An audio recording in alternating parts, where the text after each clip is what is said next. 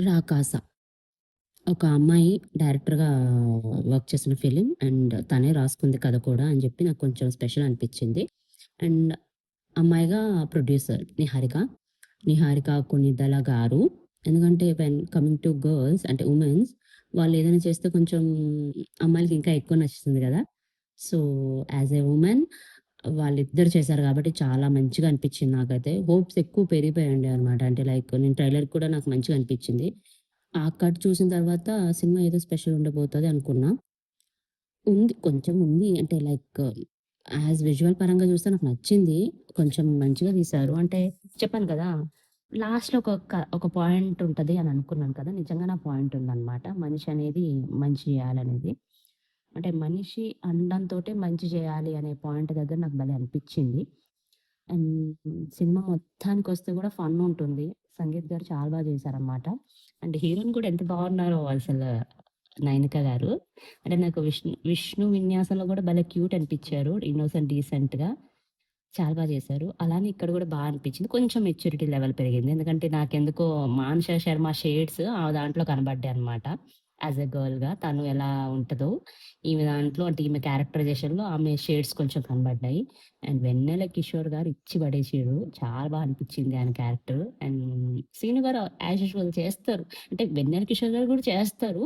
But ఏంటంటే ఇంకా ఎన్ని జేసినా బోర్ కొట్టదు గదా! అట్లా అయిపోయారు 'వెన్నెల కిషోర్' గారు. చాలా అనిపిచ్చింది. అట్లనే 'సీను' గారు కూడా చేశారు. కొంచెం స్కోప్ నాకెందుకో ఎక్కువ అనిపియలే. హీరో గారితో పాటు వెళ్తుంది కాబట్టి హీరో గారే ఎక్కువ కనబడ్డారు. హైలైట్ అయ్యారు. అండ్ 'బ్రహ్మాజీ' గారు యాజ్ యూజువల్‌గా కుమ్మేశారనమాట.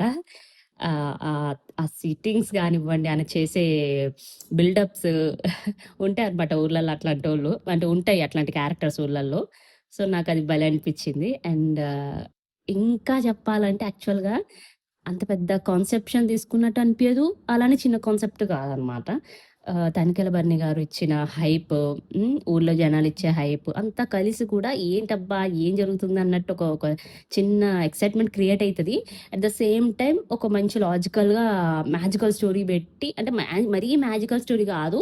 అట్లా అని చెప్పి ఎంత కావాలో అంత ఉంటదనమాట. నాకది చాలా అనిపిచ్చింది. అండ్ 'మానస శర్మ' గారు దాన్ని తీసుకెళ్ళే విధానం నచ్చింది. ఒక కథ మనకి ఎలా చెప్పాలి అనే పాయింట్ తనకు ముందే తెలుసనమాట.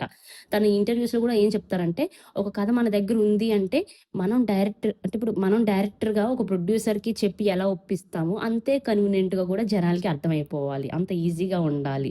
అంతే పర్ఫెక్ట్‌గా చెప్పుకోవాలి. అంటే కథ చెప్పే విధానం మనకు రావాలనే పాయింట్ తనకు ముందే తెలుసనమాట. సో, ఆ పాయింట్ విధానానికొస్తే తను చేశారు. అంటే తను చేసి చూపించారనమాట. నేనెలా చెప్పాలనుకుంటున్నానో కథ మీకలా అర్థమయ్యేలా చెప్తా అని చెప్పారు. నిజంగానే అలా వెళ్తది స్టోరీ.